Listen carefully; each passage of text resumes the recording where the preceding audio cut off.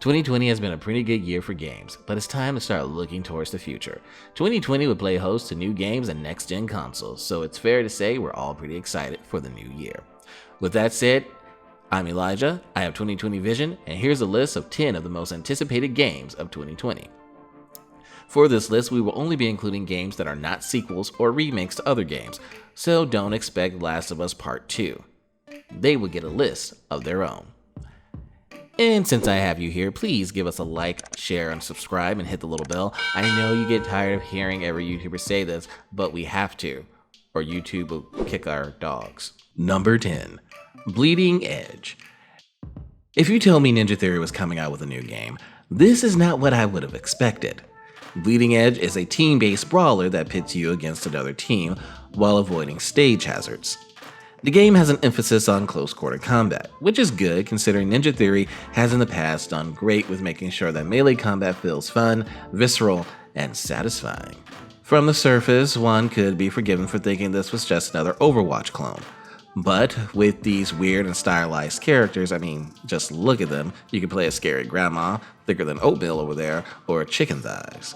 Mixed with the stage hazards and a focus on brawling, Bleeding Edge has us thinking and hoping that this could just be a little bit more. Number 9. Gods and Monsters. This game was showed at E3 this year with little to no information about the game, like at all. Didn't even mention all the systems it would be released for. But it's an open-world action-adventure game where you'll crawl dungeons and fight monsters from Greek mythology, all in order to save the gods. So I guess it's basically the exact opposite of God of War. With its choice in art direction and being an open-world action game, comparisons to Breath of the Wild were bound to happen. Speaking to Kotaku, the creative director Jonathan Dumont had this to say.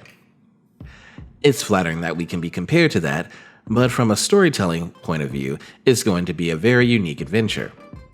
The abilities will change, as well as the scope of how it blows up.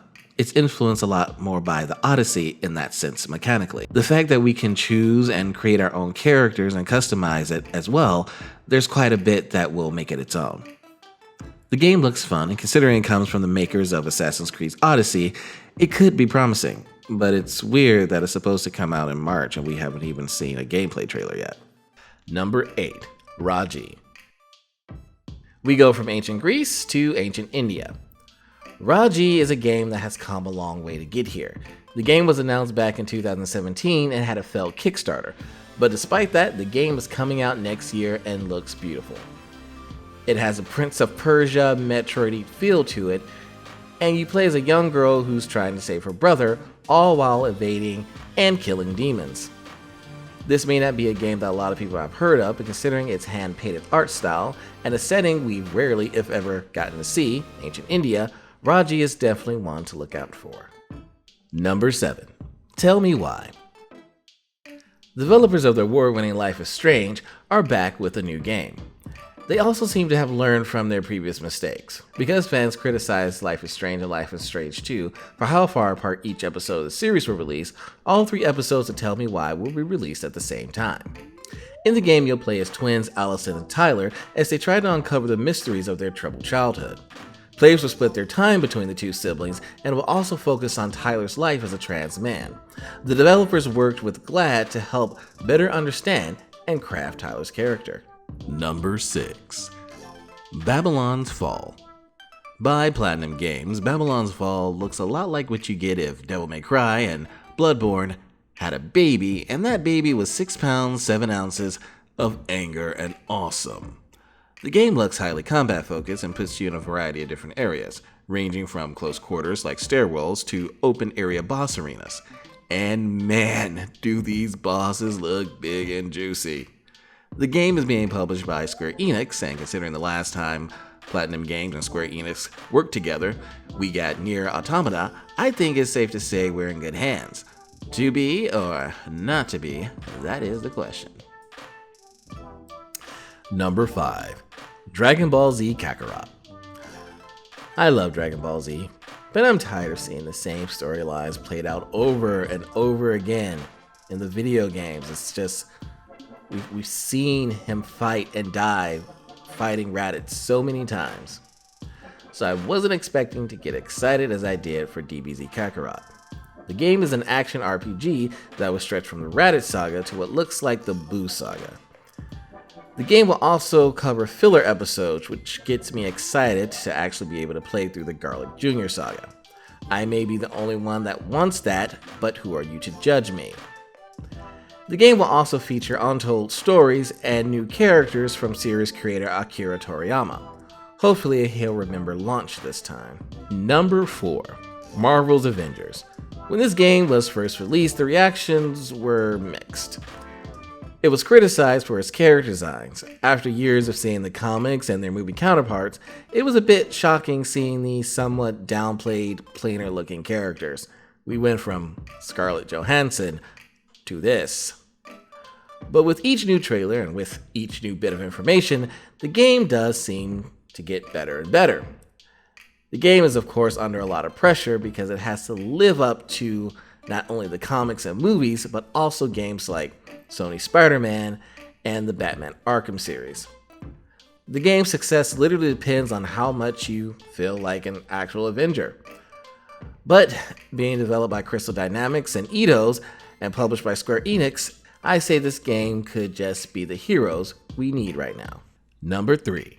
Ghost of Toshima. An open world game where you play as a samurai. It's hard to get this wrong. The game pretty much makes itself. Okay, not really. But the game's characters and setting looks beautiful so far. The game is a twist on Japanese history as you play the last samurai on Toshima Island as you fight the invading Mongol hordes.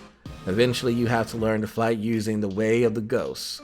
Considering this was made by the same people that made Sly Cooper, I'm pretty sure you can expect a lot of stealth as well as combat.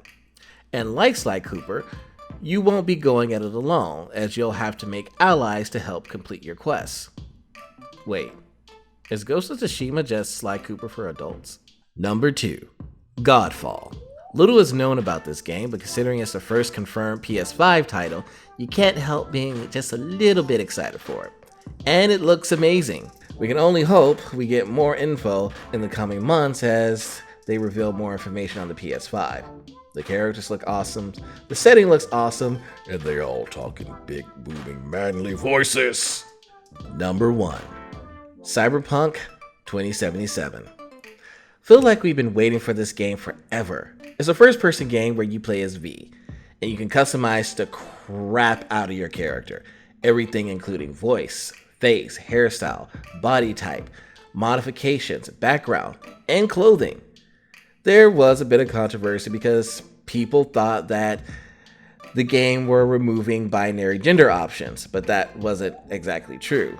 But people were still mad because they thought representation was killing gaming, because they felt like they weren't being represented enough because they weren't being reminded of their gender. I don't know. It was weird. But even that couldn't distract from how awesome the game looks. The settings and characters look amazing, and CD Projekt Red seem to be pushing the envelope on what can be done in a game. The game takes inspiration from Blade Runner, Ghost in the Shell, and Akira. So it has the making of an amazing game. And we can't wait to play it. Plus, it has Keanu Reeves, and he's breathtaking. Thank you for watching the video all the way to the end, and if you haven't already, please like, share, and subscribe. It really helps us out. Come back tomorrow because we will be doing a list of sequel games that come out in 2020, and you're not going to want to miss that. You're not going to want to miss any of our stuff because we do post videos daily. I'm Elijah with the Icon. Have a good one.